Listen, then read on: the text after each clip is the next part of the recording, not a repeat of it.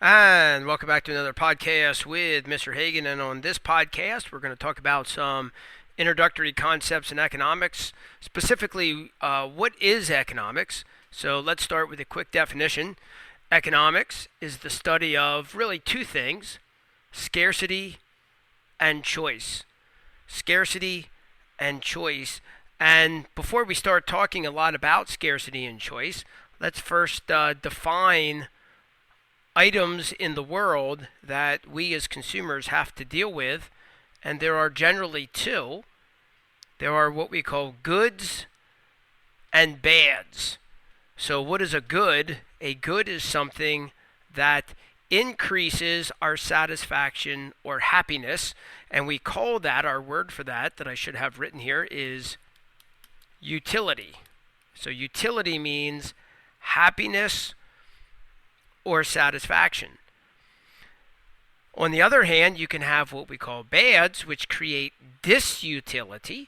So that means it creates dissatisfaction or unhappiness, okay, or a loss of happiness. So, for example, what are some things that are goods? Well, for most people, they would consider a car to be a good.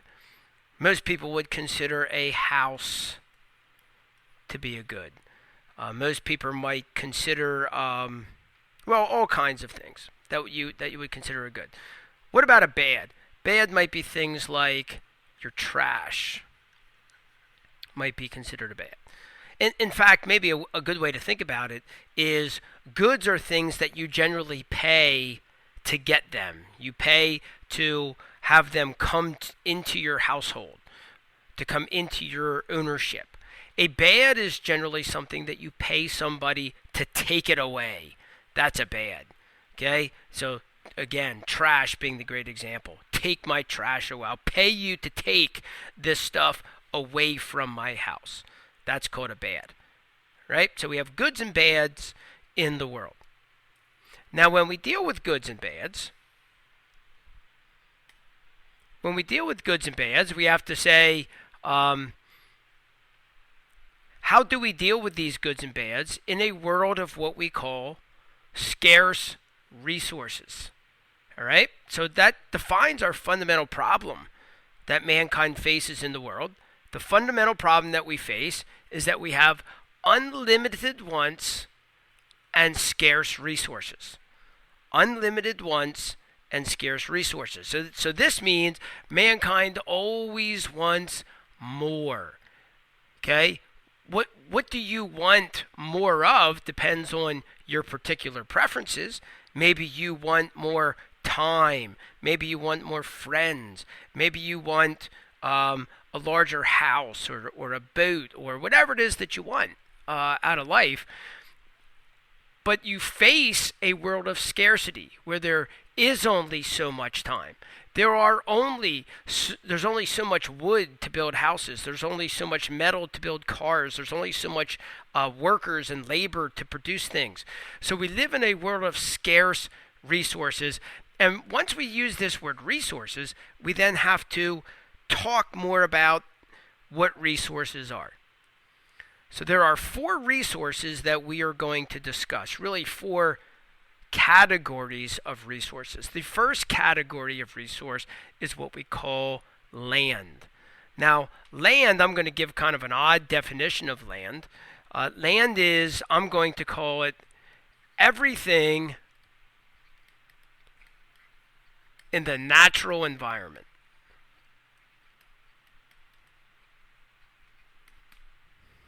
Everything in the natural environment is land. Okay? So that means petroleum would be considered land.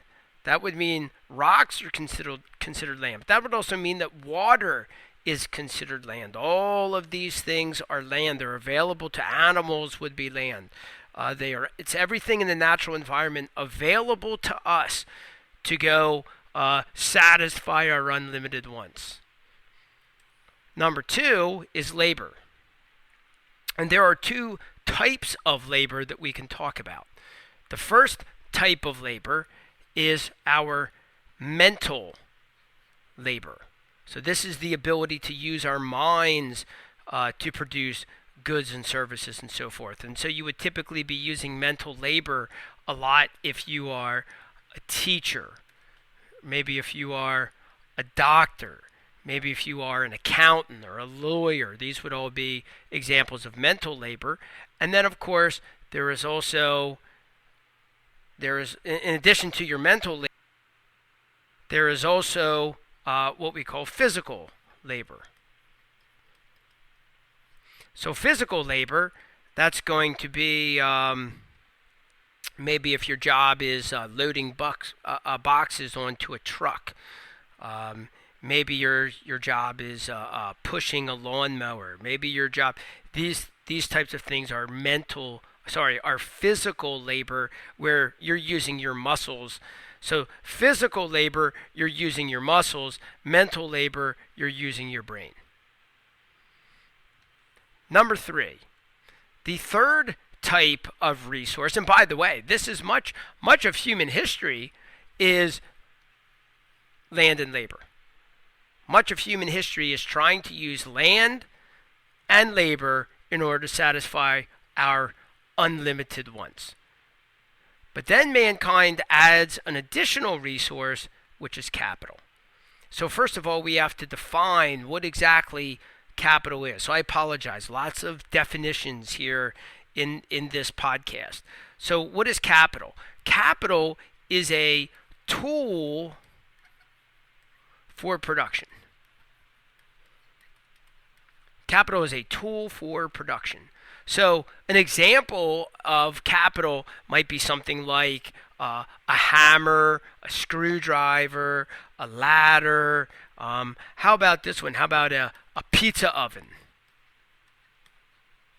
Okay, that's a tool for production. It's a tool for producing pizza. And then this allows us to think about 2 additional ways to define goods: capital goods and consumer goods. So a capital good is a good that satisfies our wants. Sorry, let's start with the consumer good. We'll come back to that in a moment. A consumer good satisfies our wants directly. So this would be a piece of pizza. It satisfies my wants directly. I buy a pizza, I eat the pizza, I enjoy the pizza, I am satisfied by that pizza directly. As compared, or in contrast to, a capital good which satisfies my wants indirectly. It satisfies my wants indirectly, and the example of that would be a tool of production. It would be the pizza oven. The pizza oven is a capital good because it satisfies my wants indirectly. Why? Because people don't buy, Pizza Hut doesn't buy pizza ovens because it satisfies their wants directly. They don't really care about the pizza oven. Okay? They only buy a pizza oven. Why? Because if they have a pizza oven, they can make more pizza.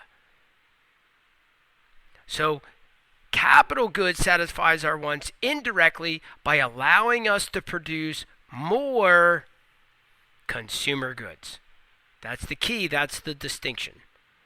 Now, to get more capital goods, we have to give up consumer goods.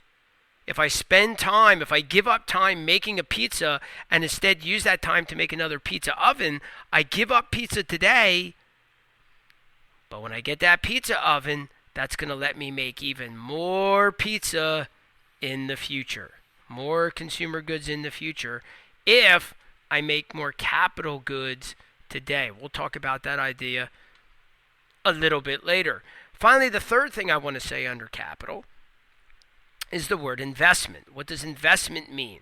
Well, investment is the act of producing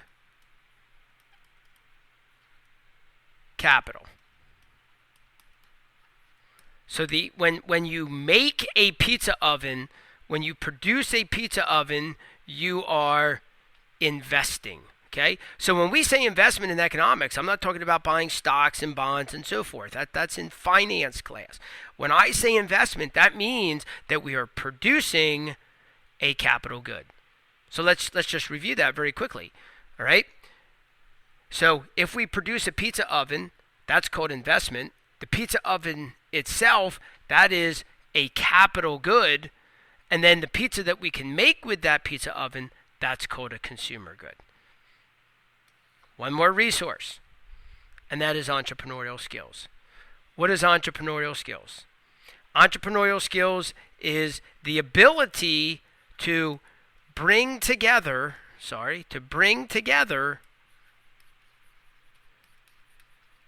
the other three resources.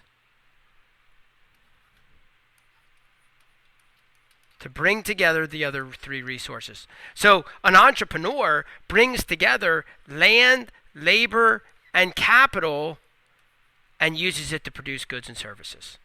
They have this special ability of bringing together land, labor, and capital to produce goods and services. So for example, Bill Gates.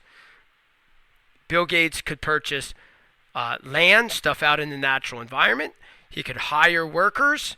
He could buy some tools and use those to produce computer software. That's what it means to be an entrepreneur. Okay, to have entrepreneurial skills. Now, what's the purpose of all of this?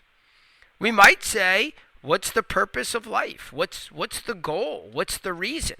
And at least from a purely economics point of view, we would say that the goal is to maximize utility. Now remember, we said what utility was earlier. Utility is happiness.